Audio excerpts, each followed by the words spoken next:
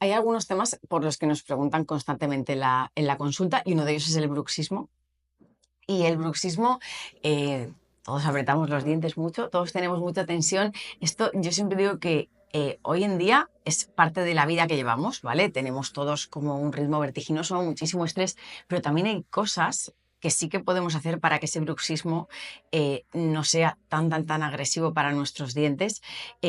Cuando tenemos una oclusión muy cerrada, una mala oclusión, muchas veces esa manera de desgastar los dientes nos está perjudicando muchísimo. Entonces, conseguir una mejora de la oclusión muchas veces hace que ese bruxismo pase a otro nivel y deje de ser un problema para nosotros. Entonces, es muy importante valorar esto.